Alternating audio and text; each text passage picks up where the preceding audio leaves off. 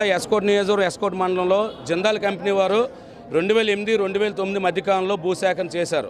సుమారు 1164 ఎకరాల భూసేకరణలో 80% గిరిజనులే ఉన్నారు.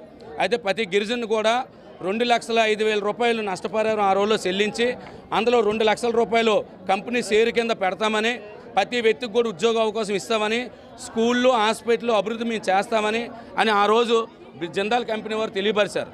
అయితే 16 సంవత్సరాలు అయినప్పటికీ కూడా జిందాల్ కంపెనీ నిర్మాణం చేయలేనప్పటికి కూడా ప్రతి ఉద్యోగం ఇస్తున్నట్టు ప్రతి నెల జీతం వేసి ఇప్పుడు కంపెనీ కడుతున్న టైంలో రిటైర్మెంట్ కూడా డబ్బులు వేస్తారు. అంతేకాకుండా ఏదైతే షేర్లు అని చెప్పారో బలవంతంగా 360 మంది రైతుల దగ్గర సంతకాలు పెట్టి షేర్లు రివర్స్ ఇస్తారు. అంతే మీ షేర్ల కింద మీరు డబ్బులు అడుగుతున్నట్టు సృష్టించి డబ్బులు ఇచ్చడం కూడా జరిగింది. ఇంతలో ఈ భాగంలో ఉంటుండగా ఏదైతే జిందాల్ కంపెనీ ఉన్నారో పార్క్ వాళ్ళకి ఒప్పచెప్పారు, గవర్నమెంట్కి ఒప్పచెప్పేటప్పుడు గిరిజనులందరూ కూడా ఆవేదన వ్యక్తం చేశారు. అయ్యా మాకు ఇచ్చిన హామీలన్నీ కూడా నెరవేర్చుకున్నా మీరు ఇంకోళ్ళకి ఇచ్చేస్తే రేపు పొద్దున్న మేము జిందాలు అడగలేమని చెప్పి నిన్న మేము ధర్నా చేయడం జరిగింది.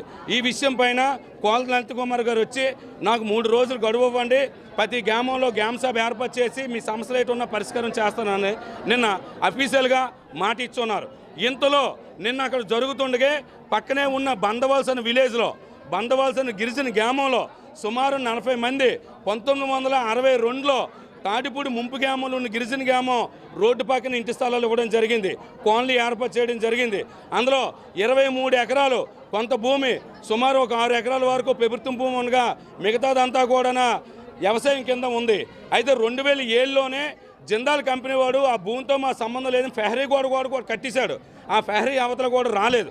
అయితే ఇప్పుడు ఆ రోడ్డు హైవే రావడం, విలువైన భూమి అవ్వడం, అక్కడ 2,000 కోట్ల పైన పలకడంతో ఇది మాకు 2007లోనే గవర్నమెంట్ కేటాయించింది, ఇదంతా వ్యవసాయం భూమి ప్రభుత్వం భూమి అని చెప్పి రెవెన్యూ అధికారులు పోలీస్ అధికారులు అక్కడ కూర్చోబెట్టి పై గిరిజను కూడా చెట్టు మీద చెయ్యవనకన్నా మామిడి మొక్కలు జీడి మొక్కలు టేకు మొక్కలతో సహా మొత్తం గుడిసెలతో సహా తొలగించారు.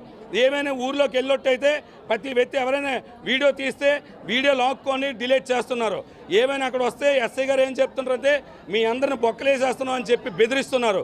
ఒక పక్క ఒక సంస్థ పరిష్కారం చేయకుండానే ఇంకో సంస్థను తీసుకొచ్చారు. కానీ ఇది జిల్లా కలెక్టర్ గారు మంత్రి గారు దృష్టిలో పెట్టుకొని ఏదైతే మీరిచ్చిన పట్టాలు నిజంగా మీరు ఇచ్చి కాలనీని చెల్లదనేటప్పుడు మీరు అఫీషియల్గా మీటింగ్ పెట్టి దాని సంస్థ పరిష్కారం చేసేలాగా మీరు వెళ్ళాలి తప్ప సంస్థను పెంచేలాగా వెళ్తున్నారు.